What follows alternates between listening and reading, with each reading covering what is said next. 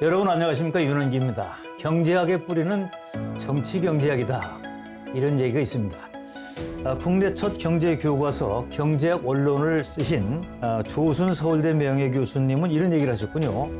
경제는 결국 정치를 좋게 만들기 위한 것이고, 경제학자는 우리 사회가 당면한 사회 문제와 역사를 알아야 한다. 탁상공론보다는 현장에 직접 나가서 실상을 파악하고 사회적 신뢰를 일구는 방법을 찾아내는 경제학자. 그래서 오늘 이 자리에 모셨습니다. 전국 방방곡곡 농촌으로 직접 찾아가서 농업인들을 만나고 오신 충남대학교 경제학과 박진도 명예교수님을 모시고 대한민국 농촌에 가야 할 길을 알아보겠습니다.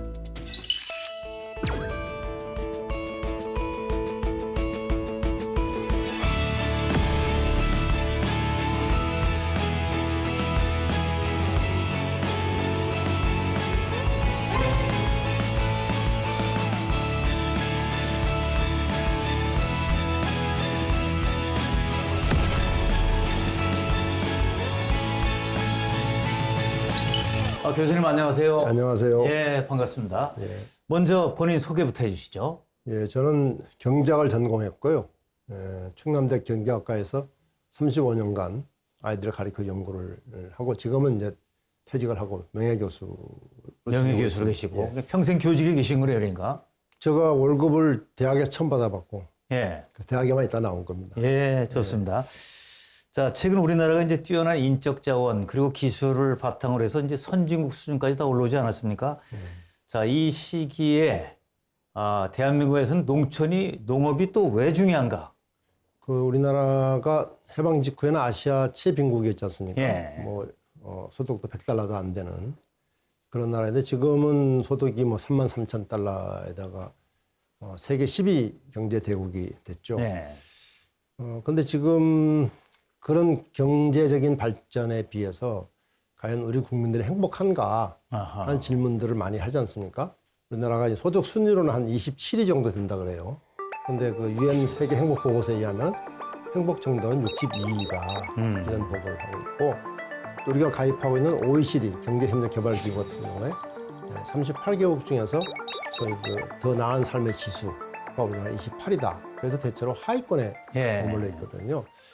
그럼 왜 이렇게 경제가 발전했음에도 불구하고 사람들의 행복은 따라가지 못하느냐 하는 이제 그런 질문을 할 수가 있게 되는데, 역시 가장 큰 이유는 우리가 경제 성장을 위해서 우리 행복, 또 우리 삶의 가치가 있는 많은 것을 희생했다. 아하. 그런 결과다 이렇게 생각을 합니다. 그 희생을 한 대상 중에 하나가 농업과 농촌이었다. 대충 보통 그렇게 얘기하지 않습니까? 예. 근데 문제는 이제 농업과 농촌이 희생이 돼서 그 농민만이 불행한 것이 아니고, 예. 사실은 이제 그 결과로 대한민국 전체가 행복하지 않다. 그래서 지금은 우리가 그 행복의 관점에서 예. 이 농업이라는 것을 좀 봐야 된다. 단순히 그 GDP 비중이 예. 아니라 이 농업이 또 농촌이 우리 국민들의 행복에 어떻게 기여할 수 있겠는가 하는 예. 그런 관점에서 중요하다고 봅니다. 자, 그러면 농촌이 쇠퇴하고 또 농업이 쇠퇴했다라고 볼 수도 있는데, 경제학자 입장에서 볼 때 농업은 이게 사양 산업이 될 수밖에 없는 건가요? 아니면 그 반대인가요? 우선 그 사양 산업이라는 말 자체가 그것을 대체할 수 있는 산업이 있어야 사양 산업이라는 말을 쓸 수 있지 않습니까? 예. 근데 농업은 이 먹을 걸 생산하는 산업인데 대체 불가능. 우리 농업을 대체할 수 있는 게 뭘까? 무슨 알약이 대체할 수 있을까? 그건 아닌 것 같아요. 그렇죠. 저희가 예. 사양 산업이라면 적당하지가 않은 것 같고요. 예. 다만 그 산업이 발달하면서 농업이라는 것이 그 GDP, 국내 총생산에 차지하는 비중은 점점 낮아질 수밖에 없지 않습니까? 그러니까 우리가 흔히 말하듯이 2차 산업, 3차 산업, 서비스 산업은 경제가 옮겨가니까 뭐 하루에 사람이 밥을 3끼 먹지 4끼 먹을 수는 없잖아요. 그런 의미에서 비중은 낮아지긴 하는데, 농업의 비중은 낮아지는 건 틀림없으나 그렇다고 농업이 사양 산업인 것도 아니고 또 농업의 가치가 또 없어지는 것도 아니고, 근데 우리나라 사람들이 지나치게 GDP 중심 또는 경제 중심을 사고하다 보니 그 뭐 GDP의 2%밖에 안 되는 농업, 그거 뭐 별거 있느냐 이런 식으로 얘기를 하게 되는 거죠. GDP 국내 총생산이라고 하는 거는 시장에서 거래되는 것만 반영되잖아요. 왜냐하면 우리가 한 나라에 생산된 재화와 서비스의 시장 가치의 최종 합이다. 이렇게 얘기하지 않습니까? 그 말은 무슨 얘기냐면 시장에 반영되지 않는 것들은 거래되지 않는 것들은 GDP에 포함되지 않는다. 빠져 이런 있으니까. 얘기를 하지 않습니까? 근데 우리가 농업에 대해서 얘기할 때 많이 한 얘기가 농업 또는 농촌의 공익적 가치 이런 얘기를 많이 하잖아요. 근데 사실 그 공익적 가치라는 것 자체가 말하자면은 시장에서 반영되지 않는 부분이 많이 있는 거죠. 예. 그런 반면에 그 GDP에 포함되긴 하지만은 굉장히 우리 삶에 나쁜 것도 많이 있지 않습니까? 예를 대표적인 것이 무기죠. 무기 같은 거 생산하면은 결국은 GDP는 올라가지만은 예. 우리 삶에는 도움이 되지 않지 않습니까? 그래서 한편에서는 그 우리 삶에 대단히 중요한 그런 공익적 가치가 있는 부분은 빠지고 또 다른 한편에 있어서는 우리 삶과 직접 관계가 없는 부분이 예. 많이 예를 들면 뭐 환경 파괴 산업조차도 그건 GDP에 다 포함되는 거 아닙니까? 그래서 그 우리가 이제 행복 또는 삶의 관점에서 봤을 때는 GDP라고 하는 건 사실은 직접 관계가 없다. 이렇게 이제 저희들이 보통 많이 얘기를 하거든요. 예. 그래서 농업의 경우에 그럼 뭐가 그렇게 중요하냐 하는 얘기를 조금 먼저 말씀드릴 필요가 있는데 우선 가장 중요한 거는 우리 건강을 위한 먹을거리죠. 우리가 식약동원 이런 말 하지 않습니까? 먹는 게 결국은 내 몸을 정한다 이런 얘기인데 지금처럼 이렇게 우리 곡물자금률이 한 21%밖에 안 되지 않습니까? 그런 상태에서 과연 우리 국민들의 건강을 담보할 수 있느냐. 말하자면 정체불명의 예. 그런 수입 농산물에 우리 국민들의 몸을 맡길 수 없지 않느냐 하는 것이 가장 큰 이유 중에 하나고요. 그 다음에 지금 우리 국민들이 그 행복하지 못한 가장 이유 중에 하나가 뭐냐면 그 OECD 조사나 UN 행복 보고서를 보면은 공동체, 사회적 관계가 다 무너졌다. 아하. 이렇게 얘기합니다. 완전히 각자 도생 사회다. 예. 점수가 가장 낮습니다. 보면은. 근데 역시 우리 공동체 문화의 뿌리가 농촌에 있고 농업에 있는 것인데 그것이 농촌조차도 이제 무너지는 이런 상황을 말씀드릴 수가 있고요. 또 하나는 저도 마찬가지입니다. 제가 대한민국 국민이라고 하는 것을 나가 자랑스럽게 얘기할 때 뭘로 얘기할 수 있을까? 결국은 우리 대한민국의 문화.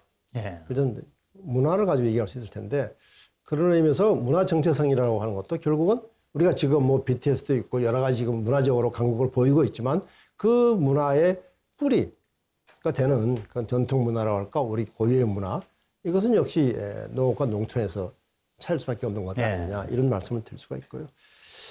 그리고 이제 결국은 우리가 살아가면서 여러 가지 스트레스도 많고 그럼 쉬는 것이 필요한데 그랬을 때에 그런 쉬는 공간을 어디서 우리가 찾을 수 있겠느냐. 역시 아름다운 농촌, 경관이 좋은 농촌 또는 뭐 바닷가 뭐 이런 식으로 하여간 우리가 찾을 수밖에 없거든요. 그래서 그런 측면에서 제가 드리고 싶은 말씀은 그냥 이런 것들 사실 다 GDP에 포함되지 않아요. 맞아요. 그렇지 않습니까? 이런 것들은 그래 뭐 건강한 먹거리 그게 어쨌다는 거야. 뭐 이렇게 되지 않습니까? 또는 뭐 문화 그 GDP에 포함되지 않아요. 전통 문화가 어디 GDP에 포함됩니까? 이런 것들이 결국은 바로 돼야 우리 국민들이 행복하다. 그런데 그것의 뿌리는 농업과 농촌에 있다 저는 생각을 하는 거거든요. 그리고 이제 먹고 사는 문제보다는 이제 행복을 추구하는 세상이 됐는데 자, 우선 그 책 부탄 행복의 비밀 여기 이제 좀 관심이 가는데요. 자, 이게 부탄의 국민 총행복 정책을 우리나라 농촌에 접목시킬 수 있을까 하는 생각이 들고요. 자, 어쨌든 왜 이 부탄에 대해서 관심을 가지게 됐습니까? 제가 그 2010년 8월부터 한 3년간 충남연구원 원장을 제가 했습니다. 그런데 그 당시에 그 충남이 한 10년 정도 연평균 9% 이상씩 성장한 놀라운 성장을 했습니다. 아마 우리 사실 잘 아실 텐데요. 그게 그 성장을 한 그 동력이 뭐냐면은 이제 수도권 규제를 피해가지고 천안, 아산, 당진, 서산으로 내려온 대기업들이 맞아요. 재벌 대기업들이 성장을 주도를 했거든요. 그러다 보니까 그 성장률이 이렇게 올라갔는데 제가 이제 연구원장으로서 다니면서 이제 도민들을 만나가지고 우리 충청남도가요. 잘 살게 됐어요. 잘 살게 됐어요. 연평균 9% 성장시켜요. 그 당시에 우리나라 평균 3%밖에 안 돼요. 성장률이. 3배나 성장해요. 사람들은 시방 뭔 소리 하는 겨? 이런 표정을 짓는 누구 거죠. 승질 돋구는 게 이게. 승질 돋구는 거지. 그래서 제가 그걸 보면서 이게 그 성장하고 예. 사람들의 삶은 직접 관계가 없는 아하. 거구나 이런 생각을 제가 하게 됐고요. 예. 그리고 이제 눈을 좀 돌려서 보면은 대한민국 전체가 사실 그렇더라고요. 어허. 우리 고도 성장을 했는데 예. 사람들이 뭐라 얘기하냐면 서울공화국 아니냐, 또 재벌공화국 아니냐 이런 식으로 그 성장의 과실이 소수의 사람들에게 집중되고 다수의 사람들은 뭐 내 사람하고 별 관계 없는 거다 이런 그 비판들이 많이 예. 있지 않았습니까? 그래서 제가 사실 경제학자이기 때문에 행복에 별 관심이 없는 사람인데 그런 걸 보면서 행복이 도대체 뭐지? 왜 사람들은 부자가 됐다고 그러는데 왜 행복하지 않다 그러지? 뭐 이런 제가 근본적인 문제인데. 예, 그렇죠. 그게 그래서 어떻게 북한을 주목한 이유는 뭡니까, 그럼? 예, 그래서 제가 행복 연구를 이제 이렇게 예. 하게 됐는데 우리가 보통 행복한 나라 얘기하면은 북유럽 국가들, 예. 스웨덴이나 뭐 핀란드, 노르웨이, 덴마크 뭐 이런 북유럽 국가들 얘기를 하잖아요. 그래서 그럼 북유럽 국가들이 하고 있는 걸 우리가 좀 뭔가 이렇게 따라서 하면 되지 않을까 이런 생각을 제가 했죠. 근데 가보니까 그 나라들이 당시에 우리나라가 뭐 소득이 한 2만 불 좀 넘을 때 보면 6만 불, 7만 불씩 되더라고요. 예. 이게 잘못 꺼냈다가는 우리가 6만 불, 7만 불 돼야 걔들처럼 행복해질 수 있다. 이런 논리로 또 갈 수가 있겠더라고요. 그래서 성장과 이 소득 사이에 괴리가 있다고 생각했는데 잘못해가지고 결과적으로는 성장을 더 하자는 쪽에 이게 될 수가 있겠더라고요. 그래서 이건 아닌 것 같아. 그래서 제가 조금 이것저것 보다 보니 이제 부탄이라는 나라가 가난하지만 행복하다. 아하. 근데 사실 뭐 우리 경제학자들은 가난하지만 행복하다는 말을 받아들일 수가 없어서 또 동의하지 않습니다. 예. 잘못하면 욕먹어요. 예. 가난한 사람들한테. 그런데 제가 그 나라를 이렇게 보니까 나라의 국정 철학이 국민총 행복이더라고요. 국정 철학 자체가. 네, 그래서 그 슬로건이 뭐냐면은 GDP 국내 총생산보다는 국민총 행복이 더 중요하다. 예. 이게 슬로건이에요, 말이죠. 예. GDP는 국민총 행복의 일 구성 부분. 말하자면 물질은 사람의 행복을 구성하는 일 구성 요인이지 그것 자체가 행복을 정하지는 않는다. 예. 그러니까 GDP보다는 국민총 행복이 필요하다. 이게 이제 그 국정 철학이더라고요. 예. 그래서 제가 부탄을 가서 생활도 해보고 몇 번 왔다 갔다 하면서 보니까 실제로 그 사람들이 소득 수준에 비해서 굉장히 행복한. 그래서 사람들이 저한테 그런 질문을 해요. 뭐 제가 전문가도 아니지만 네가 부탄 전문가 아니냐. 예. 부탄 사람 행복하냐. 예. 뭐 이렇게 물어본다고. 그거 참 대답하기 어렵잖아요. 그 사람들은 행복하냐 하기가. 그러니까 대답 못하니까 날 보고 뭐라냐면 그러면 한국 사람 행복하냐 부탄 사람 행복하냐. 우리나라 사람은 꼭 비교하기 좋아하잖아요. 예. 남하고. 예. 그래서 제가 그런 얘기를 했어요. 굳이 나한테 대답을 하라고 하면은 부탄이 그 당시에 1인당 소득이 3,000달러밖에 되지 않습니다. 우리보다 10분의 1밖에 안 되거든요. 1인당 소득이 10분의 1밖에 되지 않지만 부탄 사람이 더 행복한 것 같아. 예. 제가 그런 얘기를 했고요. 그래서 부탄 사람들이 왜 행복할까? 예. 이런 관심을 갖게 됐죠. 자, 그럼 저도 질문을 하여튼 왔다 갔다 하고 현지도 계셨으니까 네. 뭐 예를 들어 통계적 분석도 있을 수 있고 여러 가지 뭐 지표가 분석해 보면 나오겠지만 그냥 만났을 때 예를 들어 식당에서 만나고 거리에서 만나고 뭐 이런 데서 만났을 때 표정이나 그 사람들의 얘기를 나눠보면 그 행복감을 좀 느낄 수가 있나요? 어떻습니까?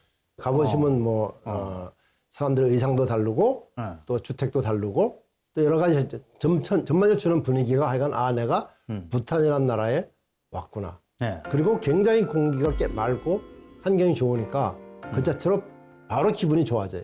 도착하는 순간에. 네, 그런 점에서 차이가 있다고 생각하고요. 또 하나는 거지가 없어요. 거지가 없다고요? 기본적으로 필요한 의식주가 해결되고 그리고 부탄 같은 경우는 무상교육, 무상의료란 말이죠. 그러니까 몸이 아프면은 누구라도 병원에 가서 치료를 받을 수가 있어요. 예를 들면 심지어는 외국인조차도 여행객도 몸이 아프면 가서 무상으로 치료를 해주고 병원에 갔을 때. 병원에 갔을 때 저도 경험을 제가 네. 부탄에 있을 때 경험을 했는데 그다음에 이제 교육도 마찬가지죠. 네. 다 무상 교육이거든요. 그러니까 제가 봐서는 부탄 사람들이 우리처럼 뭐 그렇게 비싼 한우를 먹지는 못하지만 예. 그래도 배가 고프지는 않고 예. 그렇죠? 뭐 대단히 뭐 이 명품 옷을 입지는 않지만 다 옷들은 그래도 따뜻하게 입고 있고 또 뭐 집도 마찬가지. 그리고 학교도 나라에서 책임져주고 의료도 책임져주고 여러 가지 이런 그 시스템이 있으니까 사실은 그 우리나라 사람들의 눈으로 봐서 소득 기준으로 봐서 가난하다는 얘기를 하고 있는 것이지 예. 그 사람들이 정말 가난한 건 아니다 저는 생각합니다. 예, 사실 그 부탄도 도농 격차도 발생되고 있고 또 젊은이들이 농촌을 떠나고 또 공동체 붕괴된다 이런 얘기도 있던데 거기도 경제가 성장한 나라니까 경제 성장 과정에서 겪는 우리 흔히 말 성장통이라는 것은 다 있게 마련이죠. 예. 예를 들면 인홍도 있게 마련이고 또 뭐 환경 파괴도 일어나게 마련이고 다만 이제 제가 관심을 갖는 것은 그런 것들을 성장을 위해서 희생시키지는 않는다. 예. 그리고 오히려 인홍을 막기 위한 노력을 부탄 정부가 하고 있고 마찬가지로 경제 성장하는 환경도 이렇게 문제가 되는데 그런 게 우린 과거에 환경 파괴 같은 거 눈 감아줬잖아요. 예. 그냥 뭐 성장. 근데 부탄은 그게 아니라 안 된다 그거는. 그러니까 환경을 파괴해가면서까지 경제 성장을 하면 안 된다. 예. 이런 이제 점에서 차이가 있는 것이지 거기도 이제 같은 성장통이 있다 생각합니다. 자, 그러니까 이제 그 부탄을 들여다보고 우리가 뭐를 배우면 됩니까, 거기서? 아까도 부탄에서 우리가 가장 중요한 것이 국내 총생산보다는 국민총 행복이 더 예. 중요하다 이 말씀을 드렸는데 그래서 2000년대가 되면 행복 경제학이라는 것이 굉장히 중요한 예. 이제 학문이 되게 되는데 마찬가지로 지금 그 경제 성장 GDP로부터 국민총 행복으로 국가의 패러다임이 전환돼야 된다 하는 거는 지금 전 세계적 흐름입니다 사실. 예. 분명한 것은. 근데 우리가 그게 굉장히 뒤처져 있는 겁니다. 그러니까 말하자면 우리나라의 소득 수준 정도 된 나라에 대통령 선거를 하고 있는데 다 여야 후보 할 것 나와가지고 내가 경제 대통령이 되겠습니다. 경제 성장을 위해서 내가 뭘 하겠습니다. 이렇게 말하자면 연설하는 나라는 대한민국밖에 없다. 이거. 네. 그래서 저는 우리가 보다 한 걸음 나은 사회로 나가기 위해서는 빨리 이 성장 신화, 성장 중도로부터 벗어나야 된다. 예. 그리고 이제 그런 것들이 실제로 그런 것을 이미 오래전에 국가 철학으로 한 나라에 보니 소득이 높지 않지만 그 나라들과 우리보다는 행복 떨어지지 않는다. 그런 점에서 우리가 이제 부탄뿐만 아니라 예. 지금 전 세계적인 흐름인 말하자면은 국내 총생산 경제 성장으로부터 국민총 행복으로의 패러다임을 전환하는 것. 예. 이것은 꼭 좀 배워야 되겠다. 그런 생각을 하는 거죠.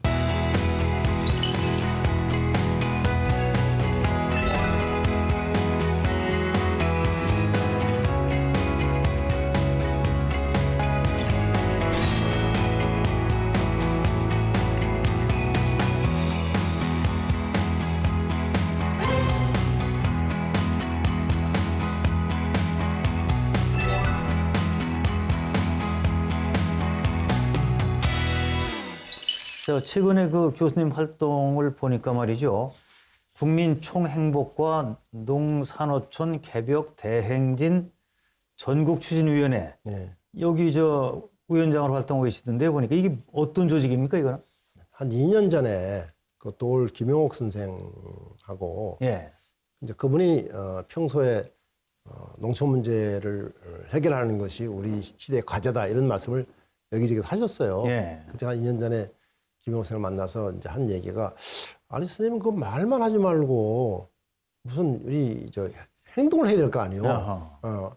지금 가장 큰 문제가 뭐냐? 이 농업 문제의 가장 큰 문제가 농촌 문제의 가장 큰 문제가 이 농업 문제나 농촌 문제가 농민만의 문제라 사람들이 생각하고 있다. 예.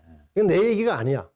농업이 망하든 농촌이 망하든 그건 나의 삶과 관계가 없어. 내 행복과 관계가 없어. 이렇게 이제 사람들이 생각하고 있다는 거죠. 예. 그래서 우리가 한 얘기는 이 시점에서 가장 중요한 거는 국민들에게 농업과 농촌의 문제가 농민만의 문제가 아니라 국민 모두의 문제다. 예. 그리고 이것은 여러분의 행복에 직접 관련이 있고 그리고 대한민국의 미래를 좌우하는 중요한 문제다 하는 거를 좀 먼저 알릴 필요가 있겠다 사람들한테. 물론 사람들이 그걸 공감을 해야 그 다음에 뭡니까? 네. 답을 찾을 거 아니겠습니까? 네, 그래서 생각하는 것이 그렇다면 좋다. 그러면은 일단은 전국을 순회하면서 예. 전국을 순회하면서 우리가 지금 말씀드린 것처럼 그 농업 농촌 문제 국민적 공감대도 형성을 좀 하고 그리고 또 해결 방안도 현장에서 네. 찾는 그런 전국 순회 행진을 하자. 뭐 그걸 해서 이제 명칭을 국민 총행복과 농산지 계획 대행진 이렇게 이제 대행진. 붙인 겁니다. 그래서 저희가 뭐 그렇게 준비를 해서 작년 10월 26일부터 12월 15일까지 전국의 8개 도에 18개 시군을 저희가 돌았습니다. 직접 다니셨는데 그 대행진 하시긴 하셨네요. 네, 했습니다. 그러니까. 네. 그래서 가는 곳마다 제가 간이긴 하지만 어쨌든 한 30분 정도 이렇게 깽가리도 치고 네. 시끄럽게 사람들한테. 자, 그러면 거기 가면 네. 어떤 사람들이 모이는 겁니까? 그래서 거기에 이제 모이는 사람들 제가 이제 생각한 것은 뭐냐면은 단순히 농민들만 모여가지고는 재미없다. 네. 이건 우리 그렇죠, 취지가 그렇죠. 아니니까. 그래서 어쨌든 그 지역에 있는 소비자들 또는 뭐 시민사회 그리고 뭐 공무원들 또는 농민들 뭐 다양한 네. 사람들이 모이도록 제가 노력을 했고요. 자, 실제로 이렇게 대행진을 쭉 하셨는데 네. 궁금한 게 현장에서의 반응 그리고 지금까지 성과라면 어떻게 생각하십니까? 그 우선 현장에서의 반응은 이런 겁니다. 거의 우리가 전국 추진위원회를 구성할 때에 거기에 멤버들이 대부분이 농업계 인사들이 아니고 비농업계 인사들로 다. 아하, 예. 그러니까 뭐 대표적으로 말씀드리면은 뭐 백낙생 선생 같은 분이라든지 학계로 보면은 뭐 기독교로 보면 최수일 목사라든지 뭐 이런 것도 소비자 단체들 예를 들면 아이쿱이나 뭐 한살림 노동자들은 뭐 전태일 재단이라든지 네. 뭐 이런 식으로 그 전국 추진위원회 구성 멤버가 농업계 사람이 아니라 대부분 다 비농업계 사람들로 네. 제가 한 60명 구성을 했다. 그러니까 사람들이 다 놀랬죠. 예. 우리 농촌 문제, 농업 문제에 대해서 이렇게 우리 사회에 그래도 영향력이 있는 분들이 관심을 가져줄 줄 몰랐다. 그 점에서 사람들이 굉장히 좋아했고요. 그 다음에 제가 현장에 가서 이렇게 18개 시군에 면회를 쭉 했는데 우리가 그 가기 전에 대체로 3강 오략이라고 그래서 우리 농촌을 바꾸기 위해서는 3개 강령과 5대 방략이 필요하다. 이런 얘기를 네, 제가 했습니다. 그걸 가지고 주로 얘기를 했는데 그 방략 중에 하나가 뭐냐면 제가 처음에 내세운 것이 농촌 주민의 행복권을 얘기를 했습니다. 농촌 주민 행복권이라고 하는 것은 지금 농민들이나 농촌 주민들이 어려운 것, 소득도 문제지만 사실은 그게 아니라 무슨 뭐 아파도 마땅히 갈 무슨 병원이 있는 것도 아니고 네. 학교가 있는 것도 아니고 또 무슨 생필품을 구입하려고 해도 시내 나가야 되는데 교통이 있는 것도 아니고 뭐 이런 것들이 굉장히 불편하지 않습니까? 그래서 결국은 농촌 주민들도 의료나 교육이나 교통이나 돌봄이나 또는 주거 이런 기본적인 사회 서비스를 충분히 공급받아야 된다. 이게 첫 번째 우리가 얘기한 네. 건데 뭐 근데 누가 손을 들어서 한 얘기는 그거 참 좋은 얘기인데요. 우리 그런 거 안 바래요. 그렇게 얘기를 한단 말이에요. 그럼 뭡니까? 했더니 우리를 행복하게 하려고 하지 말고 우리를 더 이상 불행하게 만들지 마세요. 그러면 뭐가 그렇게 불행하냐. 그런 얘기들을 사람들이 많이 하는 거죠. 가장 네. 큰 것 중에 많은 사람들이 얘기하는 게 뭐냐면 산업 폐기물을 농촌에 다 버리는 거예요. 우리가 지금 시골에 쓰레기 산도 막 나오고 하지 않았습니까? 그런 것처럼 아니 왜 이 멀쩡한 우리 내 삶의 터에다가 쓰레기 버리냐. 쓰레기 버리면 그게 침출수가 되어가지고 우리가 물도 못 해들면 못 마신다 말이에요. 이런 얘기를 이제 네. 하는 거 아니겠습니까? 그 다음에 우리 산업단지 필요 없다. 왜 산업단지라고 해가지고 들어온다고 해서 멀쩡한 농토를 뺏어가냐. 그런 건 좀 제발 하지 마라. 네. 그 다음에 뭐 예를 들어서 재생에너지 다 좋다. 태양광 좋은데 왜 우리 동네 와서 산다는 거냐 그거. 도시 니네들 해라. 네. 그래서 그 얘기 들을 때 참 굉장히 마음이 아팠는데요. 그래서 정말로 우리 도시 사람이 농촌이라는 것이 여전히 지금도 도시 사람들을 위한 나쁘게 말하면 도시 식민지로 여전히 지금도 우리가 생각하고 있구나. 그냥 못된 건 다 농촌에다가 다 책임을 지우고. 그러고서 이제 국가 전체를 위해서니까 어쩔 수 없다 이렇게 그렇죠. 또 하기도 하고. 네, 그런 논리죠. 그래서 이제 그런 점에서 정말로 현장의 그런 생생한 목소리라고 할까요? 자, 그러나 이제 이게 시작한 지가 그렇게 오래된 건 아니니까 네. 이제 앞으로 여러 가지 계획이 있으실 거고요. 농촌 문제, 뭐 중요한 게 해결될 게 많겠습니다만은 가장 중요한 건 뭘로 꼽을 수 있습니까? 저는 이제 모든 얘기가 모아지는 것은 결국은 그곳에 살고 있는 사람을 행복하게 하는 것이다. 예. 추상적으로 얘기하면은. 예. 그래서 우리가 들고 거기 살고 있는 사람들이 거기 자기만 행복해서는 안 되는 것이 아니고 자기 행복해 다른 사람도 같이 행복해야 된다. 그래서 우리가 이번에 그 개벽 대행진을 하면서 내건 것이 3강 육략을 우리가 얘기를 했습니다. 우선 이제 3강, 3대 강령이라고 하는 것은 네. 오늘 우리 시기에 대한민국이 처해 있는 문제를 농촌, 농민들 이 해결해야 될 것이 뭐냐. 첫째는 기후위기에 대응을 해야 된다. 예. 기후위기로 인해서 가장 피해를 많이 입는 부분도 농업 분야이지만 또 실제로 기후위기에서 탄소를 가장 또 흡수할 수 있는 분야도 농촌 분야니까 기후위기에 대응을 해야 된다. 네. 하는 게 이제 한데 두 번째는 이제 우리 국민들로 봐서는 제일 중요한 문제 중에 하나가 건강한 먹을거리를 정말로 누구라도 먹을 수 있는 그런 이제 문제인데 그런 의미에서 우리가 먹을거리 위기가 있다. 네. 그래서 먹을거리 위기에 대응할 수 있는 농촌이 돼야 된다.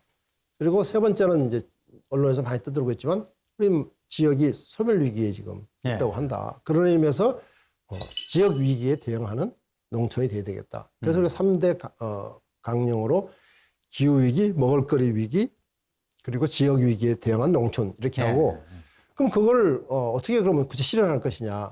그동안 우리나라 농업도 성장주의로 인해서 농업 생산성을 높이기 위해서 말하자면 화학 연료를 굉장히 많이 쓴 농업이 됐다. 예를 들면 대표적으로 비료 농약, 농기계, 비닐하우스 뭐 이런 식으로 결국은 지금 기후위기를 가지고 오고 있는 이 온실가스의 주범 중 하나가 농업 분야다. 예.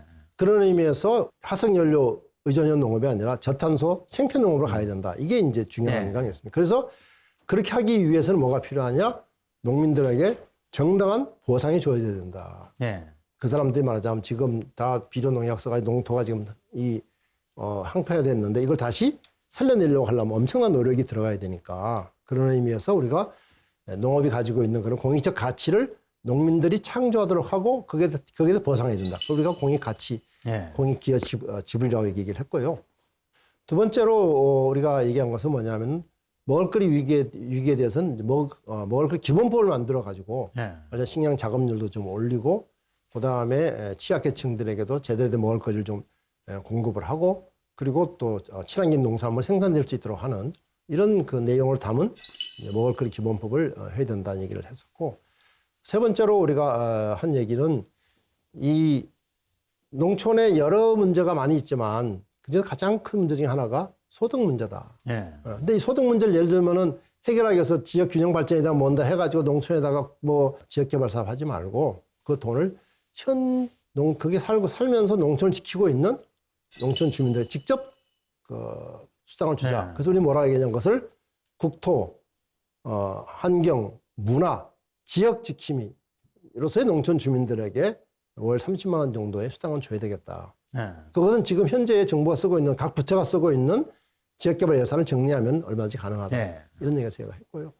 그 다음에 이제 저희가 또 하나 얘기한 것은 뭐냐면 결국은 이런저런 얘기들을 이 농촌 주민들이 스스로가 말하자면은 자기가 해결해야 될 거 아니냐. 그런 의미에서 농촌 주민의 자치가 필요하다. 이런 얘기를 저희들이 했고 아까 말씀드린 것처럼 그런 모두가 농촌 주민의 행복권으로 이어질 수 있도록 하는 이런 얘기들이 만약에 우리가 지금 얘기했듯이 이런 것들이 잘 관철된다고 한다면은 좋지 않을까 생각합니다. 자, 지금 이제 말씀을 들어보니까 이제 경제학자면 학교에서 이제 교과서 갖고 강의하는 그런 교수로 생각을 하는데 그야말로 현장형 경제학자란 말이죠. 자, 필지 전수 조사를 해야 된다. 이게 왜 필요한 겁니까? 지금 어쨌든 농업의 기본은 농지. 땅이 없으면 농사 못 기본 중에 기본. 기본이죠. 근데 지금 아시는 것처럼 우리나라의 농지의 지금 절반 이상이 비농민 소유입니다. 농민이 소유하지 않아요. 농민이 농사를 지을 때에 가장 효율적인 방법이 뭐냐. 그것은 자기가 자기 땅을 농사 짓는 거다. 그렇죠. 남의 땅에는 농사를 지어봐야 남는 게 없죠. 남는 것도 내 땅 아니니까 그냥 막 짓는다 이거지.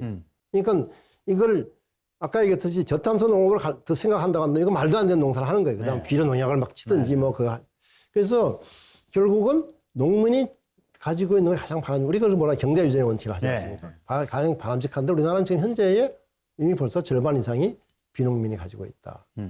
결국은 농지 투기. 그렇지 않습니까? 농지가 투기의 대상이 된다. 그렇죠. 지금 그날도 우리 민해에서 이제 평택에서 농사 짓는 농민이 얘기를 했어요. 자기가 3만 평 농사를 짓는데 자기 땅은 1,000평밖에 없대요. 2만 9천 평이 남의 땅이란. 근데 자기가 농사 짓고 있는 땅 중에서 제일 비싼 땅은 평당 300만 원이란. 제일 싼 게 30만 원이에요. 그러면은 평당 300만 원을 주고 땅을 사서 농사 질 사람이 없잖아요. 그 사람 땅을 왜 샀겠어요? 그것이 지금은 300만 원이지만 뭐 아파트가 들어서거나 뭐가 들어서면 그것이 더 올라갈 거라 생각하는 거 아니겠어요?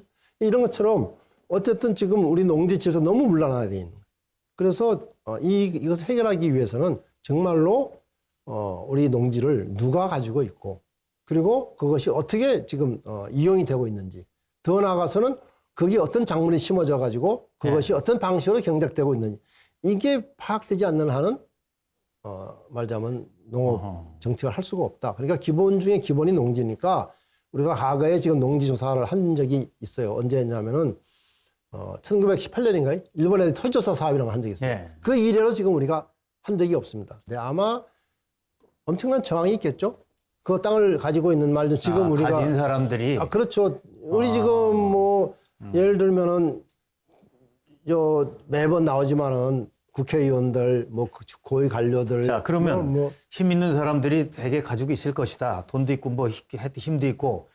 근데 그런 사람들이 이제 전수조사에서 다 드러나면 그럼 그 사람들은 뭐 경우에 따라서는 뭐 그 심리적 부담 또 망신을 당할 수도 있고 그러니까 그 사람들은 원치는 않겠네 그러니까. 어떻게 하면 할 수 있는가요?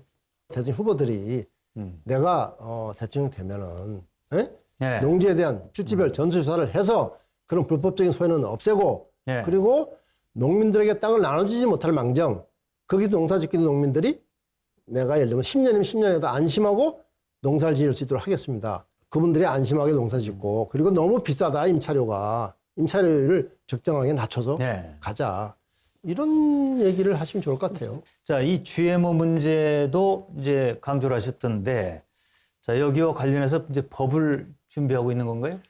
그 GMO는 사실은 간단한 문제거든요. 간단한 문제가 뭐냐면은 이것은 GMO가 얼마 들어간 식품입니다 하는 표시를 의무화하는 얘기거든요. 근데 이건 사실 굉장히 오래된 얘기고, 근데 이 GMO가 안 되는 가장 큰 이유는 뭐냐면 식품 대기업들이거든요. 식품 대기업들이 다 그거 쓰고 있으니까 이건 아마 제 생각에 이번에 대선 후보들이 많이 그건 약속할 것 같아요. 이건 너무 왜 그러냐면 제가 우리 집에도 고양이도 키우는데 고양이 밥을 봐도요 거기도 다 나와요.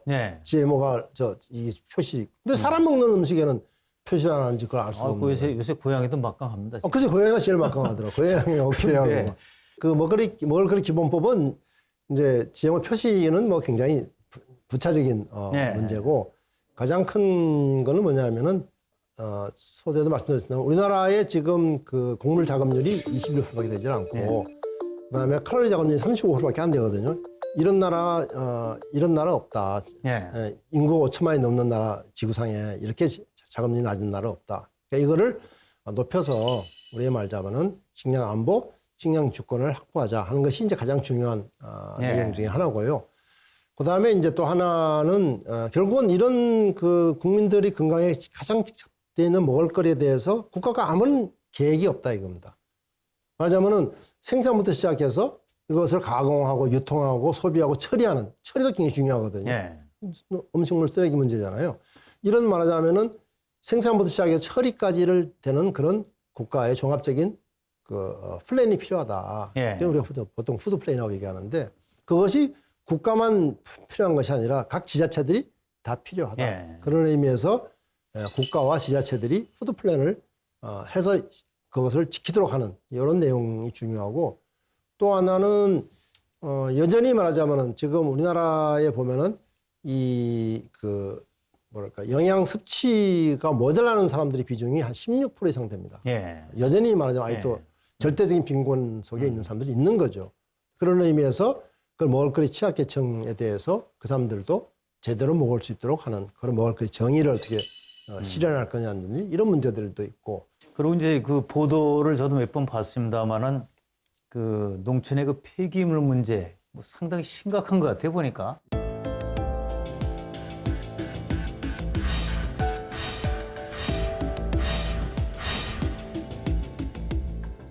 제가 통계를 하나 좀 말씀을 드리고 싶은데 그 충주에 메가폴리스 산업단지가 있어요. 근데 이 메가폴리스 산업단지 내에 폐기물 처리장이 있는데 이 폐기물 처리장이 4년간 매출액이 1,098억이에요. 4년간. 그런데 더 중요한 건 뭐냐면은 순이익이 660억이에요. 어허. 그러니까 이게 말하자면 순이익 60% 넘는 장사예요. 돈 남는 사업이네. 엄청난 이게. 사업이죠. 왜 그러냐면은 이명박 정부 때죠. 2008년도에 예. 산업단지 인허가 간소화 특례법이라는 게 만들어졌거든요. 예. 그전에는 굉장히 복잡해요. 산업단지 허가를 받으려고 하면. 근데 이제 뭐 지역 활성화, 좋은 말로 하면은 이런 명목으로 산업단지를 이제 많이 허용을 했거든요. 근데 그 산업단지가 전국에 지금 보면은 1,246개가 있어요. 많은데요? 어마어마한 산업단지가 네. 있습니다. 그러면은 이 산업단지가 왜 늘어나느냐? 거기다 꼭 산업하려고 늘어나는 거 아니에요.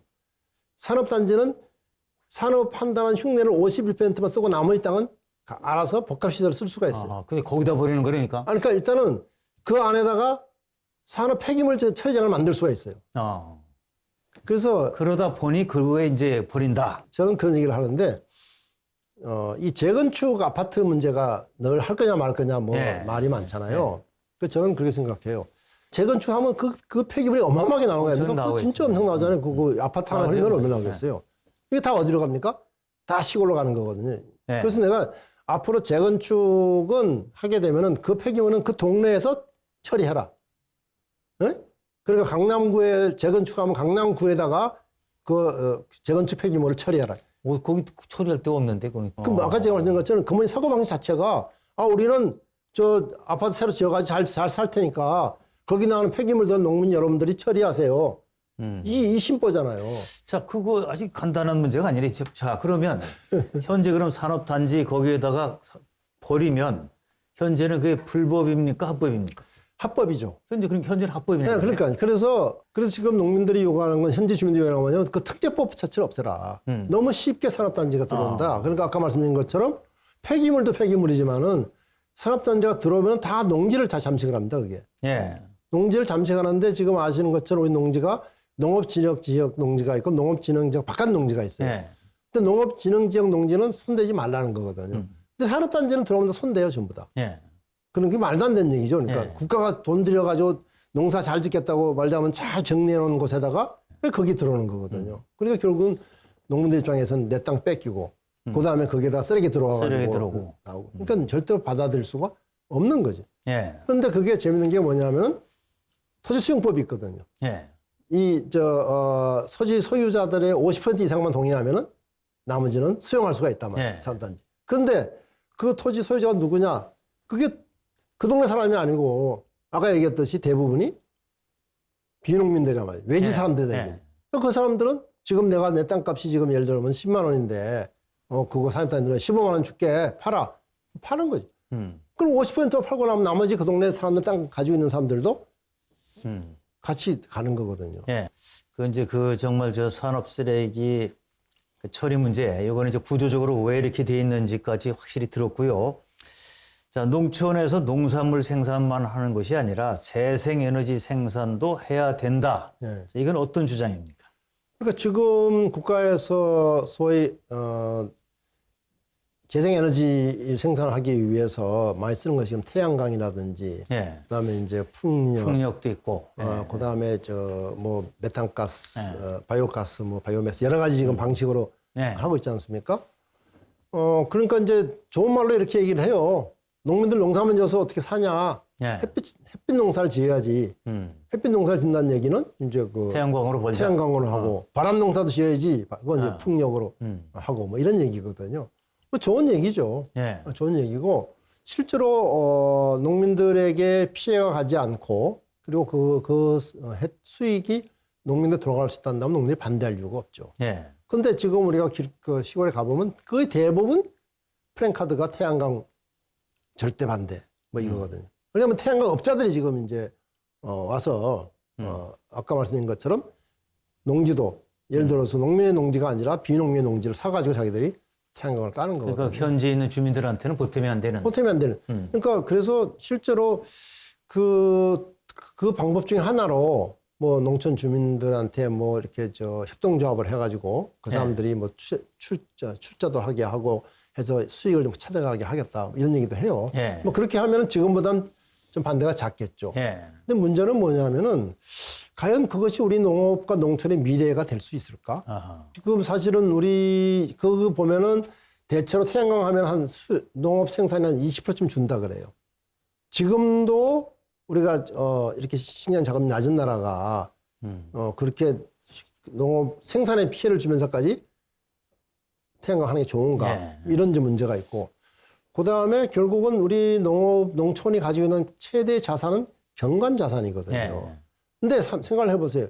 내가 시골에 갔는데 태양광 그 파넬이 번쩍번쩍 하고 있는 곳에 누가 가서 가고 싶겠습니까? 뭐 아름다운 산, 강, 자연이 그대로 있으면 그렇죠. 좋은데. 그대로 있어야 되는데 그걸 다 파괴하면서 사는 것 아니에요. 그러니까 네. 당장에는 그게 무슨 돈이 좀 될 수 있을지도 모르겠지만은 장기적으로 우리가 만들어가야 할 농촌의 모습은 아니다. 네.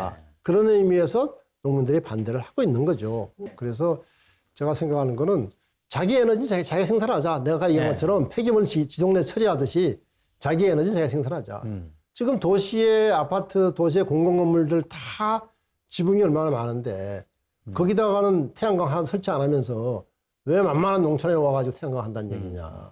그러니까 우선 사실 우리가 그 독일 같은 데 이 에너지 자립마을 같은 데 가보면 아시지 않습니까? 창문 자체를 그렇게 말하자면 태양광을 해가지고 한다든지 지붕마다 다 그걸 한다든지 도시 자체가 자기 에너지를 자기가 이게 하거든요. 우리는 그런 노력 안 하고 저기 시골 만만하다고 해서 시골에다가 원자력 발전 세워놓고 농촌에 피해를 주지 말아라. 그것이 송전탑을 통해 가지고 다시 다 도시로 와야 돼요. 예. 그러면 송전탑 자체가 엄청난 이 환경 파괴잖아요. 지역 송전탑 밑에서는 소도 안 큰다는 거 아닙니까? 예. 그런 것처럼 우리가 뭐 서로 도시와 농촌에서 대립적인 관계가 아니니까 서로 협력하고 가야 될 부분 협력해야 되지만은 지금 너무 일방적이다. 예. 도시가 니네가 필요한 거 왜 다 우리한테 요구하느냐. 뭐 이런 얘기죠.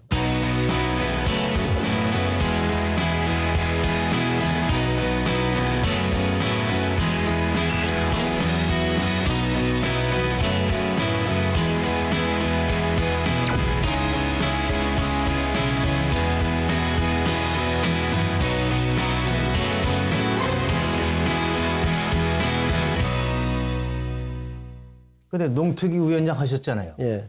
농특위 위원장이면 그 막강한 자리 아닙니까? 그게? 그럼 거기 그거 하실 때 지금 이런 얘기를 좀 확 해서 좀 공무원들한테도 좀 바꾸도록 하고 이게 안 되나요? 글쎄 제가 그런 줄 알고 농특위원장 했었거든요. 그런 줄 알고.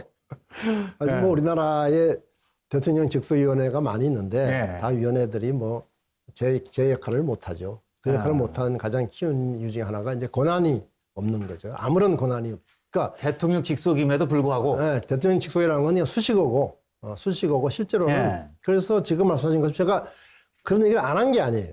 지금 얘기하듯이 농지 전초사 해야 됩니다. 태양광 이렇게 하면 안 돼요. 그리고 우리 농업을 저탄소농업을 바꿔야 돼요. 뭐 이런 얘기를 제가 하잖아요. 그리고 예산은 어떻게 해야 돼요. 근데 하는데 공무원들이 아무 반응이 없어요. 아무 반응이 없죠. 그냥 그 위원회 자체가 그런 권한이 있어야 되거든요. 근데 그런 권한이 예를 들면 지금 얘기했듯이 자 우리 농업 농촌을 미래를 어떻게 할 거냐 하는 기획을 니네가 해서 그 기획한 것을 따라서 부처들이 수행하도록 해야 된다. 이런 기능이 있으면 그 힘이 생기죠. 자 그러면 이제 농특위가 실제로 재기능하려면 어떻게 변하면 됩니까? 그러니까 제가 그 농특위원장 맡으면서 내가 그런 슬로건이 농정틀 전환이었거든요. 농정틀 전환이라고 하는 거는 사실은 제가 좀 나이에 맞지 않게 철이 없었던 거죠. 왜냐하면 그게 기존의 농정을 바꿔야 되는 거 아닙니까? 틀을 자체는. 농정이라는 것은 예산과 제도거든요. 자, 그러면은 농림 예산 또는 농촌 예산을 앞으로 어떻게 쓸 것인가 예. 하는 것은 농특위에서 농민들과 전문가의 의견을 수렴해서 정해라. 아하. 이런 권한이 있으면 될 거 아니에요. 근데 그런 권한이 없이 그냥 위원장이 지금 우리 지금 농림 예산이 잘못 쓰여지고 있습니다. 네? 쓸데없는 생산 보조금 주지 마세요. 왜 비료농약에 보조금을 줍니까? 왜 축사진대 보조금을 줍니까? 그런 거 주지 말고 공익기여직을 늘립시다. 이런 얘기를 제가 하는 거거든요. 예. 그런 것을 할 수 있는 권한이 주어질 때만 가능한. 예. 그러니까 위원회 제도 자체도 좀 맞습니다. 고쳐야 돼요. 고쳐야 그러니까. 돼요. 위원회 자체를 실질적으로. 예. 자, 대선이 이제 코앞으로 다가와서 정말 뭐 매일 뉴스를 장식하고 있는데 지금 뭐 여러 가지 지금 말씀하신 내용들을 양쪽에 좀 알려줬으면 좋겠다 싶은 생각이 들어요. 예. 자, 양쪽하고 얘기를 좀 해보고 계십니까, 지금? 예, 일단 얘기를 하고 있고요. 예. 이슈 중에 하나가 뭐냐면은, 농민 기본소득 예. 또는 이제 저희는 그것을 농촌 주민수당 예. 이렇게 얘기를 하고 있는데, 농민 기본소득이라는 것은 농민을 대상으로 하는 것이죠. 예. 근데 우리가 말하는 농촌 주민수당은 농민이 아니라 농촌에 사는 사람들을 대상으로 하니까. 아, 농촌에 사는 사람들. 그렇죠. 농촌 주민이니까. 예. 예. 왜 그런 얘기를 하냐면은, 실제로 이미 벌써 우리나라의 작은 시골 면에도 농민이 반이 되지 않습니다. 3,000명이 안 되는 면이 전국에 한 7, 80% 됩니다. 예. 3,000명이 안 되면 뭐가 문제 생기냐면 초등학교가 있기 어려워요. 지금 10명 정도가 거의 하한선인데, 그러니까 그런 면들을 유지시키는 것이 굉장히 중요하다. 예. 그렇게 하려고 하려면은 그 면회의 농민은 절반밖에 안 되니까 농민이 아니라 농촌 주민들에게 돈을 줘야만 그 면이 유지가 될 수 있다. 이게 이제 농촌 주민상을 얘기하는 거고, 농민도 당연히 받는 거죠. 농민도 받고 농촌 주민들도 받고 이렇게 이제 생각을 해서 제가 얘기를 하는 겁니다. 자, 그럼 이제 여야 그 대선 캠프의 얘기를 나눠보면 이제 어떻게 이 농촌 정책 또 지금까지 말씀하신 여러 가지 주장에 대해서 비슷한가요? 아니면 좀 차이가 있나요? 뭐 차이가 좀 있다고 생각이 들고요. 예. 자, 그러면 그 이제 최종적인 발표하기 전에 좋은 의견들을 내시면 좋을 텐데 이런 거는 꼭 넣었으면 좋겠다 싶은 게 뭐가 있습니까? 우리가 농촌 정책도로 농업 정책도로 얘기하면 다 돈 얘기를 하지 않습니까? 돈 얘기를 하거든요. 지금 현재에 쓰고 있는 돈들에 대해서 제대로 좀 쓰자. 그래서 아까도 말씀드렸습니다만은 지금 농업 생산에 들어간 보조금들 이런 것들을 이게 오히려 농촌을 망치고 있으니까 그걸 정리를 하고 그렇게 해서 공익기여직불로 한 8조 가자. 제가 이미 숫자까지 다 우리가 분석해가지고 이렇게 하면 돈이 지금 예산을 조정하면 됩니다. 이 얘기도 했고. 이 정도는 저는 할 수 있다 생각하는데 그거를 하는 것이 전 정치라 생각, 정치. 자, 이제 3월 9일이 저 대통령 선거일인데 새로 들어서는 정부, 농업을 위해서 꼭 이건 해줬으면 좋겠다. 아주 하나만 딱. 제일 중요한 게 뭡니까? 농민들을 포함해서 농촌 주민들에게 월 30만 원씩 농촌 주민수당을 줘라. 이게 저는 제일 중요하다고 생각합니다. 거기 살고 있는 사람들을 안정시켜야 되고. 그러니까 주민들에게. 그러면은 저는 도시에 사는 사람들도 농촌에 가고 싶으면 어떻게 생길 것 같아요. 그렇지 않습니까? 1인당 30만 원이니까 예를 들면 둘이면 60만 원이잖아요. 60만 원에다가 예를 들면 뭐 노인 수당 같은 것도 좀 나오기도 하고 하면 100만 원 정도 예를 들면 내가 소득이 생긴다. 그럼 거기에 내가 조금 더 다른 노력을 하면은 사는 거 살 거 아니냐. 도시에 이렇게 힘들게 사는 것보다. 라고 생각하고 오는 사람도 있을 것이고 또 도시에 있는 청년들 지금 그런 친구들이 많은데 예를 들면 내가 이 예술 아까 문화 얘기를 했는데 이 예술 문화의 뿌리가 농촌에 있다. 농촌 문화, 농촌 예술 내가 하고 있다는 친구들이 많아요. 젊은 친구들 중에. 근데 얘들이 아무 근거가 없어. 농촌에 가서 살 수 있는 근거가 없어. 이런 친구들한테 예를 들면은 월 30만 원이라도 우리가 지급한다. 그러면은 저는 실제로 농촌의 사람들이 지금보다는 살 수가 있고 그럼 농촌에 사람들이 모여 살면 아까 얘기했듯이 의료나 교육이나 교통 문제도 상당히 해결된다. 이런 생각을 하는 거죠. 자, 이제 앞으로 하실 일이 어떤 건가 이것도 궁금해지는데 자, 그 말씀 좀 해주세요. 우리가 국민청 행복한 농산지 계획 대행진 이걸 참 힘들게 하지 않았습니까? 힘들게 했는데 우리 행진은 계속됩니다.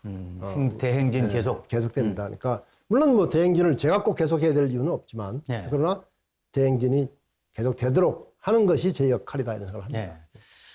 저희 방송을 보시는 분들은 뭐 농촌 농업인들뿐만 아니라 사실 대도시에서 뭐 많이 소비자 입장에서 보시기도 하고 네, 국민 네. 입장에서 보시는 분들이 많이 계시는데 어떻습니까? 이제 도시민이 행복하려면 뭐가 중요한 겁니까? 제가 우선은 뭐 이런 얘기를 할 때마다 느낀 건 농민들은 참 고맙죠. 하루 밥 3끼 잘 먹고 방송 나와서 얘기도 하고 할 수 있는 농업인 덕분이죠. 이런 건 농업인 덕분이지 않습니까? 그런 점에서 늘 고맙게 생각하고 마찬가지로 도시민들도 그런 마음을 좀 가지면 좋을 것 같아요. 예. 그러니까 농촌 농민 뭐 나하고 관계없는 거다 이게 아니라 사실은 예. 내 삶 속에 중요한 가치가 있는 것이다 하는 거를 좀 인식을 해주면 좋을 것 같습니다. 예. 자, 오늘 여러 가지 의미 있는 말씀을 나눴고요. 끝으로 이 오늘 방송을 보고 계시는 분들 중에 농업인들에게 하시고 싶은 말씀을 한번 해주시죠. 농업인들이 어려움이 참 많죠. 제가 이번에도 민의를 해보니까 분노 뭐 이런 게 아주 넘치더라고요. 예. 제가 참 대단히 슬펐는데 너무 좌절하지 말고 누가 그런 얘기 하더라고요. 우리 농촌만큼 아이를 낳아서 기르기 좋은 곳이 있느냐. 예. 민회할 때. 또 우리 농촌만큼 이웃과 사이좋게 재미나게 살 수 있는 곳이 있느냐. 이런 얘기도 하고. 또 어떤 젊은 친구는 농업만큼 창조적이고 어허. 내 삶을 실현할 수 있는 직업이 있느냐. 예. 이런 얘기들을 하더라고요. 그래서 사실 저는 거기에 공감을 하고 그래서 우리가 노력을 해서 예. 그런 농촌, 그런 농업을 만들어 가면은 그렇게 멀지 않은 예. 시기에 우리 농촌, 농업, 농민들의 가치가 제대로 평가받는 그런 시대가 오지 않을까 생각합니다. 자, 저도 행복한 농촌 이 빨리 다가올 수 있도록 저도 열심히 응원하겠습니다. 예. 자, 오늘 말씀 감사합니다. 예, 고맙습니다. 모두가 행복한 대한민국 그리고 지속 가능한 대한민국을 위해서 이런 농촌 문제는 반드시 고쳐야 할 겁니다. 예, 농업인들의 의견을 듣고 그리고 이론과 다른 농촌 현장을 살피면은 기존 농정과는 다른 발상 그리고 새로운 방안을 찾아낼 수도 있을 겁니다. 다가오는 20대 대통령 선거 결과로 여러 학자와 정치인들이 머리를 맞대어서 농업인을 위한 행정을 보여주는 그런 시대가 다가오기를 기대합니다. 새로운 시대를 탐험하는 대화 NBS 인터뷰 4.0 오늘 준비한 얘기는 여기까지입니다. 여러분 감사합니다.